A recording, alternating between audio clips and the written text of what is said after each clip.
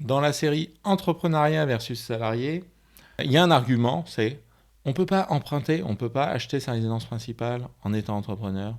Donc devenez pas entrepreneur. Moi je vais vous dire un truc, c'est complètement faux. Est-ce qu'il est plus difficile d'acheter un bien immobilier en étant entrepreneur qu'en étant salarié? Oui. Surtout si vous avez une activité de type auto-entreprise et que vous venez de la lancer. Oui, c'est vrai. Est-ce que c'est impossible? Non.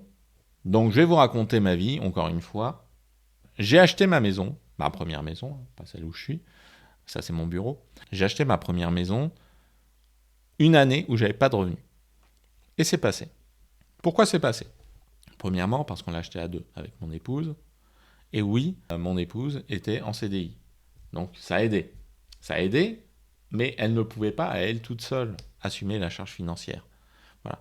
Ce qui a aidé, c'est qu'effectivement, en gros, ça rassurait le banquier sur le fait que la moitié du crédit allait être payé. Bon. Deuxième chose, j'ai fait un apport significatif. Je crois qu'on a apporté 30% de la valeur du bien. Donc oui, quand tu as 30% de la valeur du bien, ton banquier, il te regarde un petit peu différemment que quand tu n'as pas d'argent. Voilà. Et troisièmement, j'ai montré que j'avais la capacité d'aller chercher de l'argent. Quand on a fait ce crédit pour acheter la maison, c'était un moment où j'avais mis en pause depuis 2 ans mon activité de freelance. J'ai commencé mon activité de freelance en faisant des sites internet. Après, j'ai voulu être développeur d'applications. Donc, j'ai fait 1 an de salariat comme développeur d'applications. Et après, je me suis remis à mon compte. Et au moment où je me suis remis à mon compte, j'ai commencé à aller voir à droite à gauche, à chercher des clients. J'ai trouvé un client qui ne pouvait pas me payer. Voilà. Il n'avait pas d'argent, il voulait lancer une boîte, il voulait développer un logiciel. Et il ne savait pas comment faire. Du coup, qu'est-ce qu'on a fait? On s'est associés, on a monté le projet tous les deux. J'ai touché Pôle emploi, on a monté une boîte ensemble. Et donc, je n'étais pas freelance, j'avais pas de revenus. Et une fois que j'avais plus d'argent, j'ai été voir mon banquier pour faire un emprunt. Donc j'étais au chômage depuis 1 an. Mais je l'ai convaincu, mon banquier. Et j'ai convaincu plusieurs banquiers. Donc c'est pas juste mon banquier qui est sympa. J'ai été en voir 4 ou 5, et il y en a 3 qui m'ont accordé le prêt. Pourquoi? Parce que je l'ai convaincu que j'étais capable de gagner ma vie. Je lui ai dit voilà, ce que je faisais comme argent quand j'étais vraiment à mon compte. Ensuite, j'étais salarié. Voilà. Ensuite, j'ai passé du temps à développer cette entreprise. Demain, je peux me remettre salarié, je peux me remettre à mon compte et revenir à la situation antérieure. Voilà, je lui ai montré tous ces éléments et je lui ai dit, regardez. Donc lui, qu'est-ce qu'il s'est dit? Il s'est dit, ce mec a du fric. Il est capable de se payer 30%. Ah oui, il avait un peu d'argent de côté, oui. Il s'est dit, ce mec a de l'argent, il est capable de payer un apport significatif. 2, sa femme travaille. 3, il me montre des vieilles fiches de paye, entre guillemets, enfin, il me montre des vieilles attestations, des vieux revenus où il gagne sa vie. Il me dit qu'il est capable de le refaire. Et il va aller voir d'autres banquiers.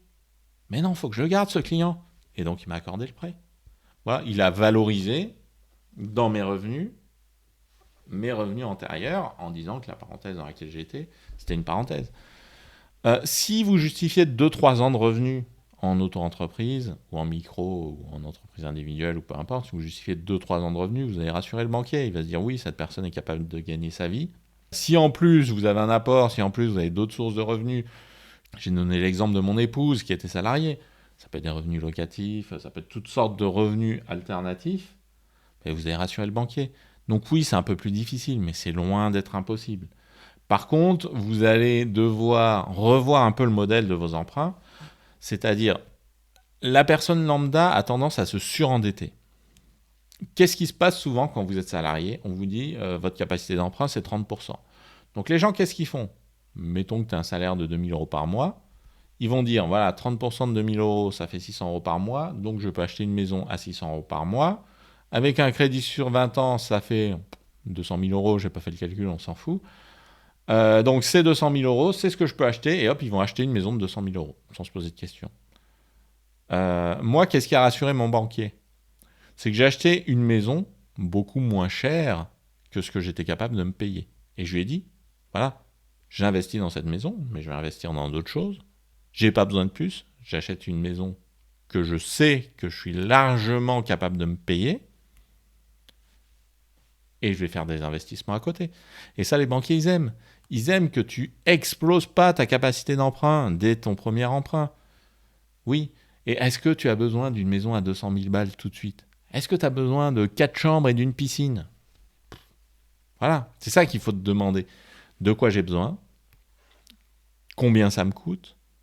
Et si votre achat immobilier, ça représente, on va dire, 15 à 20% de vos revenus, alors vous pourrez emprunter. Ce sera beaucoup plus facile d'emprunter comme ça, quand bien même vous soyez en entreprise individuelle. Si tu es salarié, fais ça aussi. N'achète pas une maison tout de suite. Fais un emprunt à plus court terme, tu auras un meilleur taux, tu mettras moins d'argent dans la poche du banquier. Achète plus petit, plus loin, et fais en sorte d'avoir vite payé cet emprunt-là, d'être vite propriétaire, d'avoir vite un revenu complémentaire. Qu'est-ce qui se passe si au bout de 15 ans, tu es propriétaire? Moi, c'est presque le cas. Je suis propriétaire de ma maison. En pratique, je considère que je suis propriétaire de ma maison. Pourquoi? S'il me reste à rembourser de mon emprunt, c'est inférieur à mon épargne. Voilà, donc, je peux la rembourser comme ça demain. Pourquoi je ne le fais pas?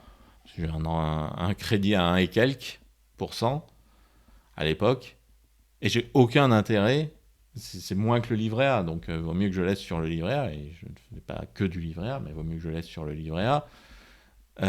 Et que ça me rapporte plus que ce que me coûte l'emprunt. Donc voilà pourquoi moi personnellement. Mais quand vous êtes propriétaire au bout de 10 à 15 ans, vous êtes dans une situation beaucoup plus stable, beaucoup plus tranquille.